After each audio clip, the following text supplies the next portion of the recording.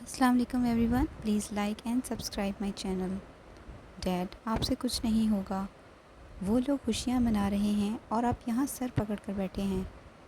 میں پچھلے 7 مہینوں سے چپ ہوں، صرف آپ کی وجہ سے۔ آپ یہ کریں گے، سڑک پر لائیں گے، آفر دیں گے، وغیرہ وغیرہ، لیکن وہ لوگ ہمارا مذاق اڑا کر ہنس رہے ہیں۔ فاریہ چلاتے ہوئے بول رہی تھی۔ اس کی گرجتی آواز سے گھر کے نوکر بھی سہم گئے تھے۔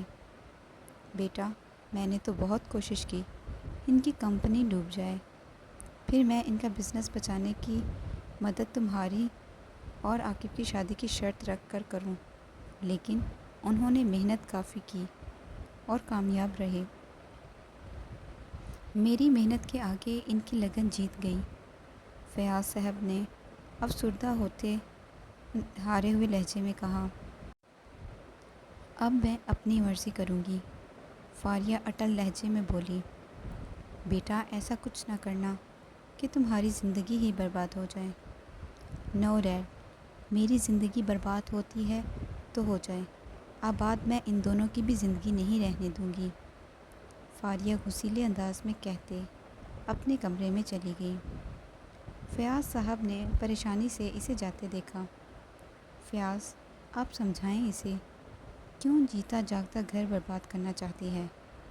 مسز فیاض نے فکر مندی سے کہا۔ تو فیاض صاحب نے خشک نظروں سے دیکھا تو مسز فیاض چپ کر گئیں۔ علینا اور عاقب ڈاکٹر سے مل کر چیک اپ کروا کر واپسی پہ کافی مطمئن تھے۔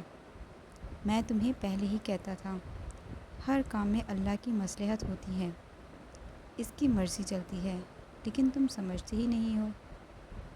ابھی ہماری شادی کو عرصہ ہی کتنا ہوا ہے؟ علینا نے عاقب کی بات سن کر ٹھنڈی آہ بھرتے ہوئے کہا اور باہر دیکھنے لگ گئی۔ عاقب ڈرائیو کرتا گاہے بگاہے علینا پر بھی نظر مار لیتا۔ گھر آئے تو شفق بیگم بے تابی سے ان کی طرف بڑھی۔ علینا تو شرمندہ ہی ہو گئی شفق بیگم کی حالت دیکھ کر، لیکن وہ چاہ کر بھی کچھ نہیں کر سکتی تھی، کیونکہ وہ بالکل ٹھیک تھی، بس خدا کی طرف سے کن کی منتظر تھی۔ شفق بیگم کو جب اس نے بتایا تو ان کے چہرے پر چھائی مایوسی دیکھ کر علینا خود کو قصوروار سمجھنے لگی۔ عاقب تو کب کا دوبارہ آفس جا چکا تھا۔ کوئی بات نہیں بیٹا، اللہ کی طرف سے دیر ہے، ہمیں خوشیاں ملنے میں، جب اس کا حکم ہو۔ تم پریشان نہ ہو، اللہ جلدی تمہاری جھولی بھر دے گا، شفق بیگم نے ٹھہرے ہوئے انداز میں کہا اور اپنے کمرے میں چلی گئی۔ علینا کتنی ہی دیر لاؤنج کے بیچوں بیچ کھڑی رہی۔ اس گھر کو خوشیاں دینے کے لیے وہ خود کو کتنا بدل چکی تھی۔ ایک شخص کی خاطر یا اس کی محبت کی خاطر وہ صرف یہاں تھی، اب بے بس کھڑی تھی۔ اس وقت اس کے اختیار میں کچھ نہیں تھا۔ علینا پھر بھی خود کو ہی قصوروار سمجھ رہی تھی۔ اوپر سے فون کالز کی دھمکیاں، کوئی اسے فون کر کے دھمکا رہا تھا کہ یہاں سے چلی جائے ورنہ اسے مار دیں گے۔ علینا تو چکرا کر رہ گئی تھی، اس نے تو آفس جانا بھی چھوڑ دیا تھا۔ کچھ دنوں بعد کی بات ہے، عاقب آفس سے تھکا ہارا آیا تو علینا کو ڈسٹرب سا سر تھامے بیٹھے دیکھا۔ 1000 بار سمجھا چکا ہوں، لیکن سوچنا تو تمہاری سانسوں کے ساتھ چلتا ہے نا، سوچو گی نہیں تو سانس نہیں آئے گی، ہے نا؟ اسی لیے جتنا سانس لینا اشد ضروری ہے، اسی طرح سوچنا بھی اشد ضروری ہے تمہارے لیے۔ ساری سوچیں تمہارے دماغ میں ہی تو آتی ہیں، عاقب نے ٹائی کی ناٹ ڈھیلی کرتے ہوئے ترش لہجے میں کہا۔ علینا کچھ کہنے ہی لگی تھی کہ اس کا فون بجا۔ نمبر دیکھا تو اس کے چہرے کی ہوائیاں اڑ گئیں۔ کس کا فون ہے جو تمہارا چہرہ لٹھے کی مانند سفید ہو گیا؟ کسی کا نہیں، دکھاؤ مجھے۔ عاقب نے نمبر دیکھتے فون ریسیو کیا۔ ابھی کچھ بولتا کہ دوسری طرف سے کی گئی بات کم دھمکی زیادہ سن کر اس کا میٹر گھوم گیا۔ کون بول رہا ہے؟ عاقب نے جارحانہ انداز میں پوچھا، لیکن دوسری طرف عاقب کی آواز سن کر فون کاٹا جا چکا تھا۔ عاقب نے الینا کے تاثرات دیکھتے ہوئے سوالیہ نظروں سے اسے دیکھا۔ یہ کون تھا؟ اور کب سے تمہیں دھمکیوں والے فون آ رہے ہیں؟ میں سمجھا تھا تم بچے کی ٹینشن لے رہی ہو، لیکن یہ کیا ہے؟ عاقب فل غصے میں آ چکا تھا۔ پتہ نہیں، 2 ویک ہو گئے ہیں، الینا منمنائی تھی۔ الینا، سیریسلی؟ اور تم نے مجھے بتانا بھی ضروری نہیں سمجھا؟ جب پانی سر کے اوپر سے گزر جاتا تھا تب بتانا تھا۔ عاقب کے بولتے بولتے سانس اکھڑ گئی تھی۔ الینا نے فوراً پانی اس کی طرف بڑھا دیا، البتہ ہونٹوں سے بھی رکھے۔ 2 منٹ کا کام ہے، ابھی پتہ لگ جائے گا یہ کس کا نمبر ہے، کیونکہ نہ ہی میرا کوئی دشمن ہے اور نہ ہی تمہارا، اور یہ مارنے کی دھمکی جس نے بھی دی ہے، زندہ تو وہ بھی نہیں بچے گا۔ عاقب طیش کے عالم میں بول رہا تھا کہ شفق بیگم اس کی آواز سن کر فکر مندی سے اندر آئیں۔ کیا ہوا؟ تم دونوں چیخ کیوں رہے ہو؟ کچھ نہیں موم، کوئی میری زندگی چھیننا چاہ رہا ہے، اور میں چیخوں بھی نہ۔ عاقب نے شفق بیگم کو فون پر آئی کال کا بتا کر غصے سے تن فن کرتا کسی کا نمبر ملاتے واک آؤٹ کر گیا۔ الینا سر جھکائے مجرموں کی طرح بیٹھی رہی۔ ہماری زندگی میں نہ جانے کب سکون آئے گا، شفق بیگم تو کہہ کر باہر چلی گئیں۔ الینا نے بھیگی آنکھوں سے ان کی پشت کو دور جاتے دیکھا۔ عاقب نے لاؤنج میں آتے شاہد صاحب سے ان کا فون مانگا۔ شاہد صاحب اس کی جلد بازی دیکھ کر ٹھنکے، ڈیڈ کسی کو کال کرنی ہے، میرے نمبر سے ہو نہیں رہا۔ عاقب نے ان کے تاثرات دیکھتے وضاحت دی، پر کسے کرنی ہے؟ زور ڈالتے پوچھا گیا۔ ابھی آفس سے تھکے آئے ہو، پہلے کھانا تو کھا لو، پھر دیکھ لینا۔ کون ہے وہ؟ آتے ہی ٹینشن سوار کر لی اپنے سر پر، شفق بیگم نے کہا تو شاہد صاحب نے نہ سمجھے سے انہیں دیکھا۔ موم، یہ سکون سے بیٹھنے والی بات ہے؟ میری بیوی کو کوئی دھمکیاں دے رہا ہے جان سے مارنے کی، اور میں ٹینشن نہ لوں؟ میری زندگی جڑی ہے اس سے۔ عاقب غصے میں بول کر سر جھٹک کر شاہد صاحب کا فون لیتے واپس پلٹ گیا۔ ہوا کیا ہے؟ شاہد صاحب نے اب کے تیز لہجے میں پوچھا تو شفق بیگم نے بتا دیا۔ کوئی الینا کو کافی دنوں سے فون کر کے دھمکیاں دے رہا ہے، یہاں سے چلی جائے ورنہ جان سے مار دیں گے۔ نہ جانے کون ہے، اکیلی رہتی تھی، کیا چکر ہے کوئی اس کا جان پہچان والا؟ بس شفق، آگے نہ بولنا، تم جس انداز میں بول رہی ہو میں سمجھ رہا ہوں، یہیں تک رہو۔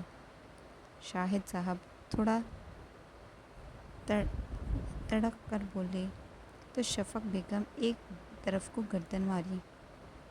عاقب اضطرابی کیفیت میں شاہد صاحب کو فون واپس کرنے آیا تو شاہد صاحب نے اپنے پاس ہی بٹھا لیا۔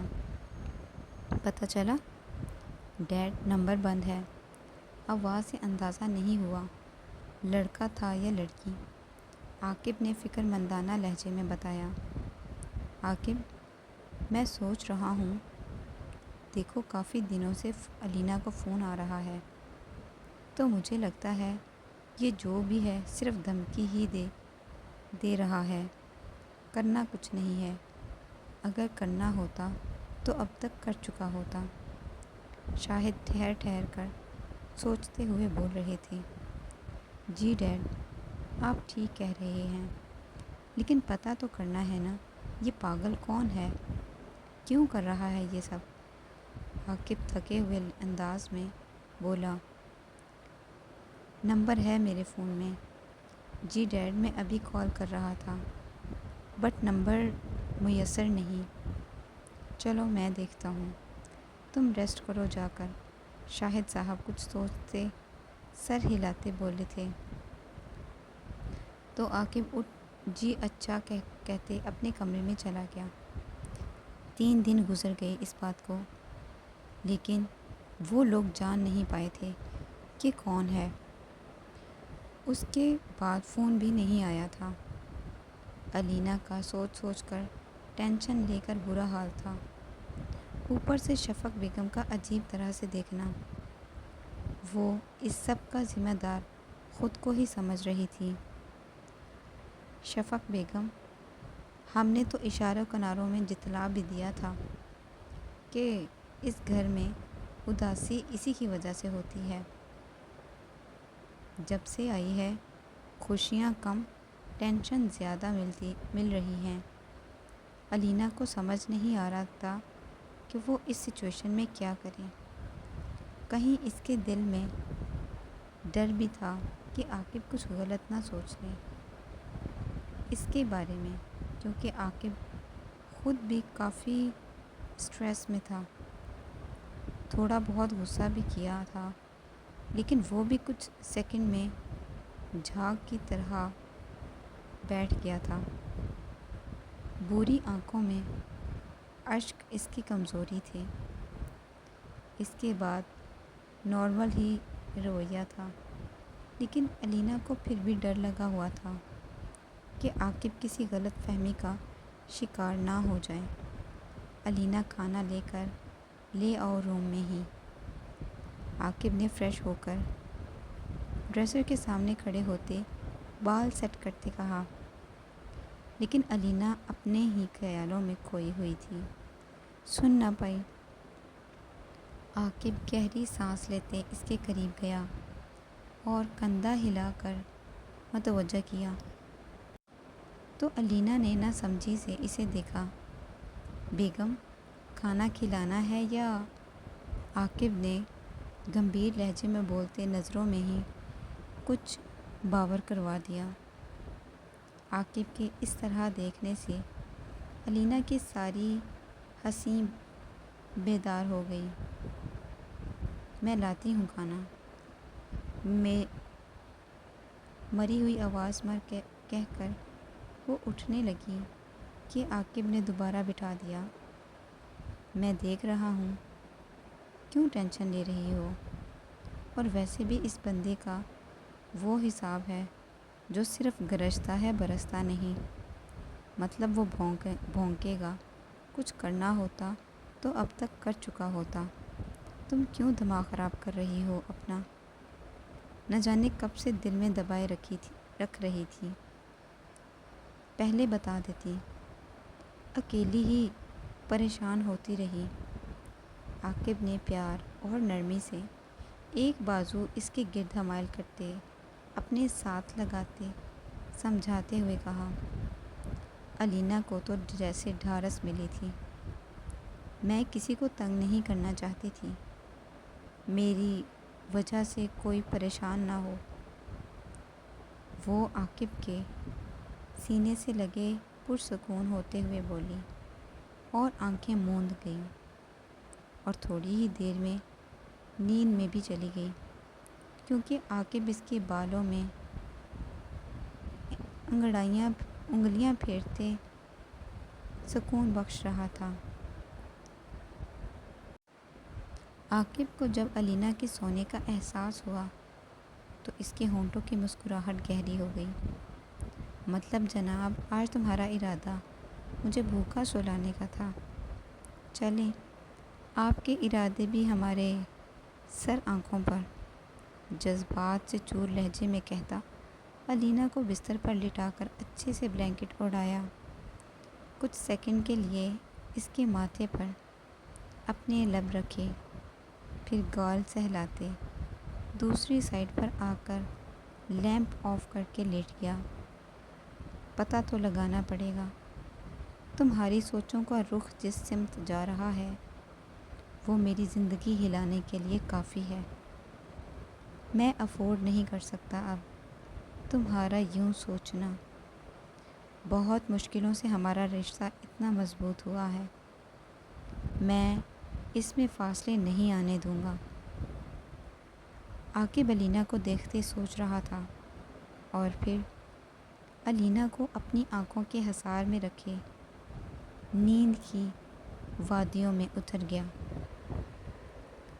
صبح عاقب آفس جانے سے پہلے چوکیدار اور ڈرائیور دونوں کو ہدایت دینا نہیں بھولا تھا، اگر علینا بی بی اکیلے جائیں مجھے فوری فون کر کے بتانا، اور گھر سے باہر جب بھی نکلیں تب بھی مجھے انفارم کرنا نہ بھولنا۔ کوئی ملنے آئے اکیلے میں بالکل نہیں ملنے دینا۔ موم یا ہیرا کی وہاں موجودگی ہونی چاہیے۔ جی چھوٹے صاحب، دونوں نے تابعداری سے گردن ہلائی تھی، تو عاقب تاکید کرتے آفس چلا گیا۔ بھائی بھابھی شاپنگ پہ چلیں؟ ہیرا علینا کے کمرے میں آتے ایکسائٹڈ ہوتے بولی۔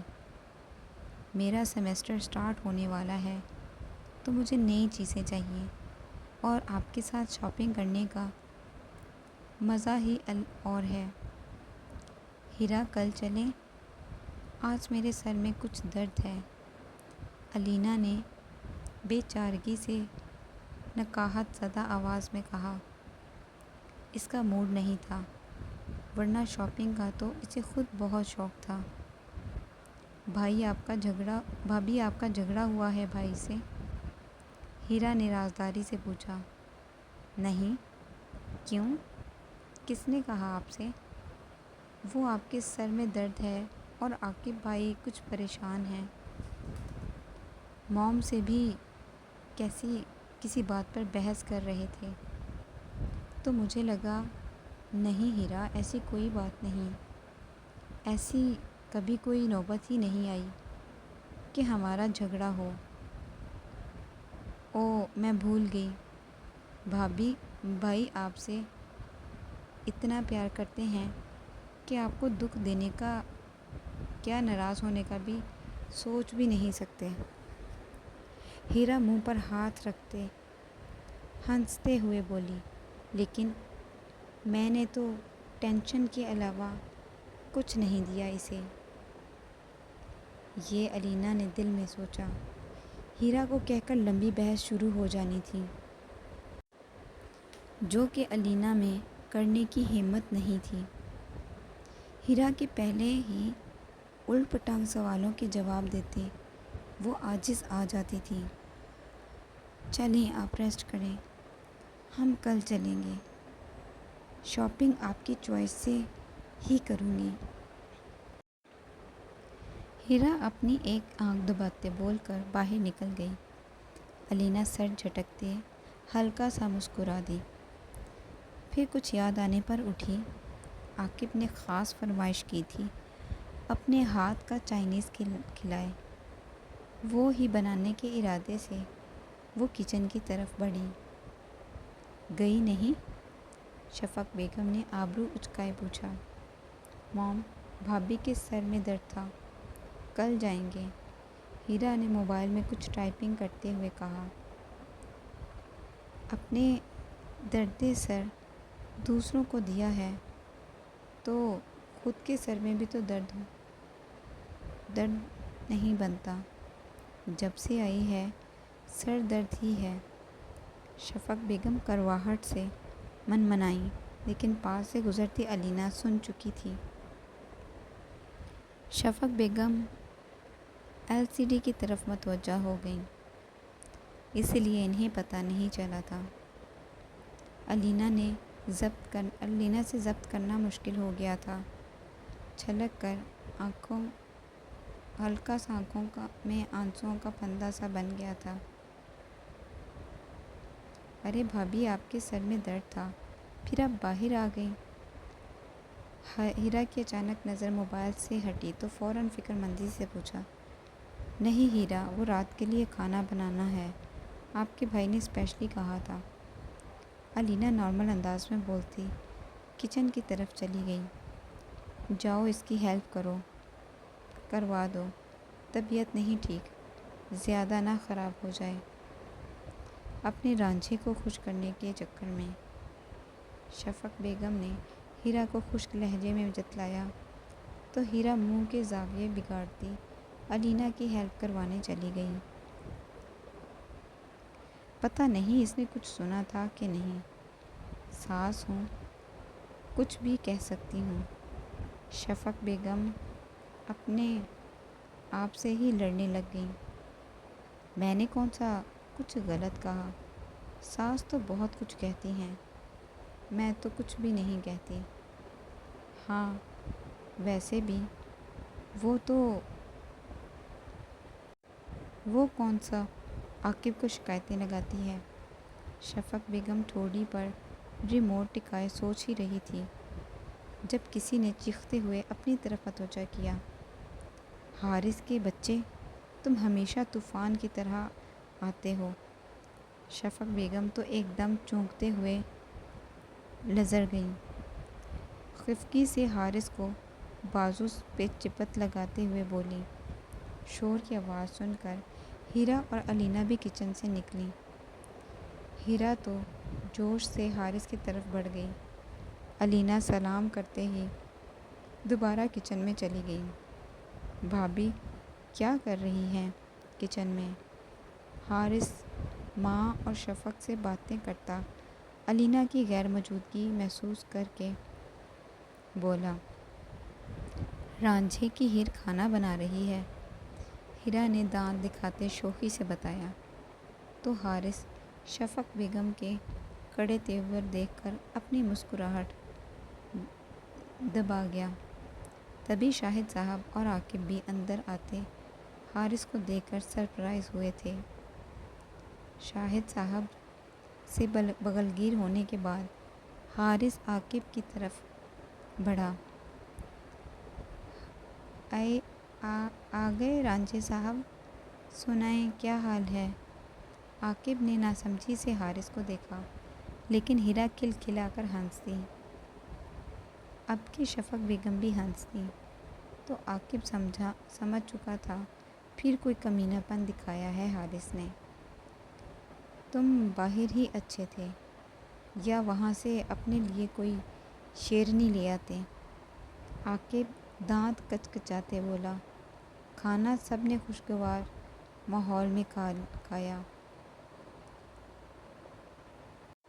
ہیر ہو تو الینا بھابھی جیسی، حارث نے تعریفی انداز میں کہا تو عاقب نے ماتھے پہ بل ڈالے اسے دیکھا۔ بھائی حد ہوتی ہے، میں لائن نہیں مار رہا، بھابھی کی تعریف کر رہا ہوں۔ حارث صدمے سے منہ پھلاتے بولا، ابھی سرکار، ابھی ہیر کا رانجھا زندہ ہے تعریف کے لیے۔ عاقب نے سب کے سامنے ہی بنا کسی ہچکچاہٹ کے کہا تو سب کے ہونٹوں پر دبی دبی مسکراہٹ آ گئی۔ البتہ الینا اپنا سرخ چہرہ مزید جھکا گئی۔ مام، میری بھی شادی کروا دیں، پھر میں بھی بھائی کو طنز ماروں گا، میری والی اور آپ سے زیادہ اچھی ہوگی۔ حارث منت بھرے لہجے میں بولا تو شفق بیگم نے اسے ڈپٹ دیا۔ ابھی اپنے پیروں پہ کھڑے ہو جاؤ، کچھ کما لو، پھر ذمہ داری لینا۔ مام، پیروں پر ہی تو کھڑا ہوں، بس اب بلندیوں کو چھونے کی کوشش کرنی ہے، تب ہی مجھے شیرنی ملے گی۔ حارث بھائی، چڑیا گھر میں بڑی شیرنیاں ہیں، کل چلیں بارات لے کر، جو زیادہ تگڑی ہوئی وہ بیاہ کر لائیں گے۔ ہیرا فل سیریس موڈ میں بولی تھی۔ حارث تو کچا چبا جانے والی نظروں سے اسے دیکھنے لگ گیا۔ باقی سب ہنسنے لگ گئے۔ علینا نے دل میں اللہ کا شکر ادا کیا، اللہ یہ سب ایسے ہی ہنستے مسکراتے رہیں۔ وہ دل میں دعا کرتے سوچ رہی تھی، لیکن کبھی کبھی خوشیاں تھوڑے سے وقت کے لیے ہی ہوتی ہیں۔ یہ بات شاید وہ بھول چکی تھی۔ روم میں آتے ہی علینا نے نمبر کا پوچھا۔ نہیں یار، جو بھی تھا اب کون سا کر رہا ہے؟ عاقب لاپرواہی سے بول۔ وہ کوئی بھی جذباتی تاثر دیکھ کر علینا کو پریشان نہیں کرنا چاہتا تھا، پر یہ تو 2 منٹ کا کام ہے۔ آپ کے کوئی سروسز نہیں ہیں جو انفو دے سکیں؟ ہمارے سورسز تو آپ سے شروع ہو کر آپ پر ہی ختم ہوتے ہیں۔ علینا کو بازو سے اپنے نزدیک کرتے لو دیتی نظروں سے دیکھتے بولا۔ علینا منمنائی، احتجاج کرنا چاہا، لیکن عاقب کے آگے اس کی کہاں چلتی تھی۔ حارث آ گیا ہے، اب سوچ رہا ہوگا بڑی سی دعوت رکھ لیتے ہیں۔ شاہد صاحب بیڈ پر دراز ہوتے بولے۔ پہلے فون کال والا معاملہ تو سالو کر لیں، ہو جائے گا، فکر نہ کرو۔ تم اپنے رشتہ داروں میں سے نزدیک لوگوں کو بلا لینا۔ پچھلی دفعہ بھی علینا کو بہت فیس کرنا پڑا تھا۔ بہت سمجھدار بچی ہے ماشاءاللہ۔ شاید سمجھداری کا کیا کرنا جب وہ اس گھر کو خوشیاں نہیں دے سکتی۔ وارث تو دیا نہیں ہے ابھی تک۔ بیگم، اللہ کے گھر میں دیر ہے اندھیر نہیں۔ پہلے تمہیں عاقب کی شادی سے اعتراض تھا اور اب وارث کی جلدی ہے۔ اللہ جس حال میں رکھے اس میں خوش رہا کرو۔ اور اب لائٹ آف کرو، مجھے سونا ہے۔ تمہاری تو شکایتیں ہی نہیں ختم ہو رہی۔ شاہد صاحب کہہ کر رخ موڑ کر لیٹ گئے تو شفق بیگم جلتی کرتی لائٹ بند کرتی سرہانہ پٹکتی لیٹ گئیں۔ 3 دن پارٹی کی تیاریوں میں گزر گئے۔ عاقب خود جا کر علینا کے لیے پاؤں تک میکسی لایا تھا، جو کہ فل بلیک تھی۔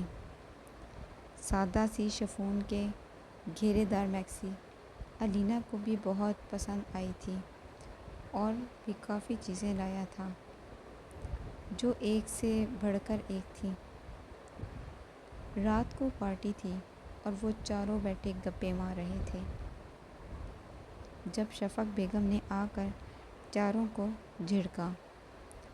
شرم نام کی کوئی چیز ہے میری اولاد میں کہ نہیں؟ رات کو گھر میں دعوت ہے اور یہ یہاں آرام فرما رہے ہیں۔ علینا، تم تو جاتی۔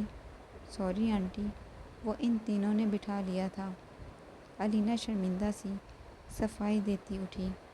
میری اولاد ہے ہی بے فیض، تم سے کیا شکایت، تم تو اس سے لاکھ درجے اچھی ہو۔ شفق بیگم تینوں کو گھورتے بولیں، جو ابھی بھی ڈھیٹ بنے مسکرا رہے تھے۔ موم، میری بیوی ہے اچھی تو ہوگی۔ عاقب فخریہ کالر کھڑا کرتے بولا۔ علینا بیٹا، ان کو چھوڑو، کچن میں جا کر دیکھو خانسا ماں ٹھیک سے بنا رہے ہیں کھانا؟ نہ جانے شاہد صاحب کہاں سے خانسا ماں اٹھا لائے ہیں۔ آنٹی میں جاتی ہوں، علینا بول کر فوراً نیچے چلی جانے کے لیے سیڑھیوں کی طرف بڑھی۔ تم تینوں بھی کچھ کر لو، شہزادہ گلفام کی اولاد، شفق بیگم نے تیز لہجے میں جتایا۔ اچھا ہیرے، تیرا نام اسی لیے ہیرا رکھا تو شہزادہ گلفام کی اولاد ہے، شاہد کی نہیں؟ ہائے موم، آپ نے پہلے کیوں نہیں بتایا؟ حارث حیرانگی کی ایکٹنگ کرتے بولا۔ شفق بیگم ابھی حارث کو کوئی جواب دینے ہی لگی تھی کہ ان سب کے کانوں میں علینا کی چیخ کی آواز آئی۔ علینا! عاقب فوراً علینا کو پکارتے نیچے کو بھاگا۔ اس کا دل علینا کی چیخ سن کر ڈوب کر ابھرا تھا۔ شفق بیگم، حارث اور ہیرا بھی عاقب کے پیچھے نیچے آئے تھے۔